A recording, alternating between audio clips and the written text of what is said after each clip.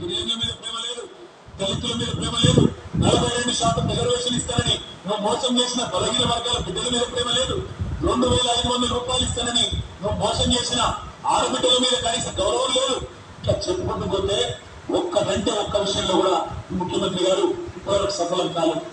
ఆయన వచ్చినా రాకపోయినా నేను మొత్తం లెక్క తీసుకొని వచ్చిన రాష్ట్రంలో మొన్న వేసిన రైతు బంధు అయిపోయింది మొత్తం వేసేసినామని చెప్పిన రైతు బంధు దానిలో దొంగతనం కూడా ఆయన చెప్తామని వచ్చిన స్వయంగా రేవంత్ రెడ్డి నియోజకవర్గం కొడంగల్లో స్వయంగా ముఖ్యమంత్రి ప్రాతినిధ్యం వహిస్తున్న కొడంగల్ నియోజకవర్గంలో రైతు బంధు రాని రైతుల సంఖ్య మొన్న వేసిన రైతు బంధు 670 మంది రైతుల పేర్లు వివరాలు అధ్యక్షులు ఫోన్ నంబర్లతో సహా తీసుకొని మరీ వచ్చిన అట్లే రాష్ట్రంలో రుణమాఫీ కాని రైతుల జాబితా లక్షల సంఖ్యలో ఉన్నవారు వారందరి జాబితా కూడా తీసుకొని వచ్చిన అట్లాగే ఈ రాష్ట్రంలో ఈ ప్రభుత్వం వచ్చిన తర్వాత రేవంత్ రెడ్డి గారి ప్రభుత్వం వచ్చిన తర్వాత మరణించిన మరణాలకు పాల్పడ్డ 600 మంది రైతుల లిస్టుతో సహా తీసుకొని వచ్చినాం.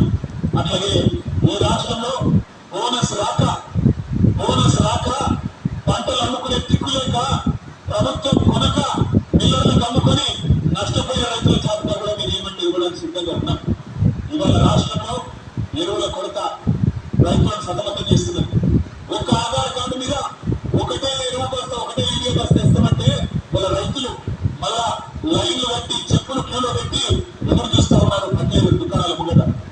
రేవంత్ రెడ్డి అధికారంలోకి వచ్చే ముందు ఒక పాఠం తయారు చేసే దేశం మీకు పోయింది. మళ్ళీ ఆనాటి రోజులు తీసుకొస్తామని చెప్పి నిజంగానే ఆనాటి రోజులు తెచ్చింది.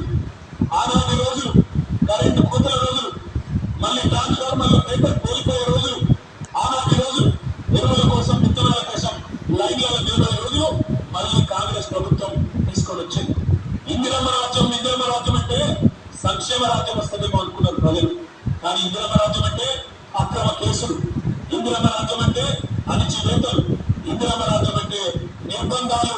ఆనాడు 50 ఏళ్ల కింద విధించిన ఎమర్జెన్సీని మళ్ళీ కల్పించే విధంగా ఇందిరమ్మ రాజ్యం అంటేనే భయమయ్యేటట్టు ఇవాళ మరొకసారి పేదల మీద, గిరిజనుల మీద, దళితుల మీద దాడులు చేస్తూ చివరికి సోషల్ మీడియాలో ఒక పోస్ట్ పెడితే రీట్వీట్ పెడితే నల్లబాబు అని ఒక బలహీన వర్గాల తమ్ముడు శశిధర్ గౌడ పిల్లలు ఆయన తీసుకుపోయి జైలు పెట్టింది.